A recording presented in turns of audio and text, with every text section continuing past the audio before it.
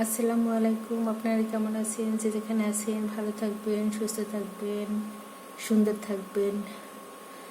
আজকে আমি রান্না করলাম বাবলির বাগানের, ছাদ বাগানের ফুলকপি হারভেস্ট করা হয়েছিল। তার পাতাগুলি আমি আজকে কিছুটা ভাজি করেছি। মিম বলল যে এই পাতাগুলি ফেলে দিব না, কারণ ছাদ বাগানের যে কোনো জিনিসই খেতে দারুণ স্বাদ হয়, মজা হয়, সুস্বাদু হয়।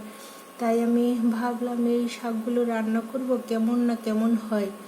তারপর আমি এগুলো সুন্দর করে ধুয়ে, আমি ভালো করে কুচি কুচি করে কাটতে পারি না, যেটুকু পেরেছি চেষ্টা করেছি। তারপর আমি ফ্রাই প্যানে আমি তেল দিয়ে, তারপর পেঁয়াজ রসুন কুচি করে, কাঁচামরিচ শুকনো মরিচ দিয়ে ওইটা বাগার দিয়ে, তারপর আমি ওই শাকটা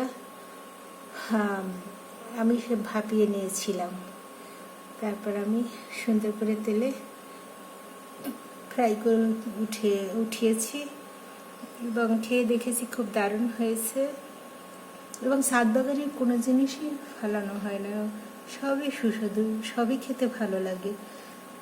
আজকে আমরা ওই ফুলকপি শাক খাবো, নিশ্চয়ই খেতে মজা হয়েছে। থ্যাংক ইউ মিমি, তোমাকে থ্যাংক ইউ। তোমার জন্য আজকে রান্না করেছি, তুমি এসো। আল্লাহ হাফেজ, আসসালামু আলাইকুম, টাটা, বাই বাই।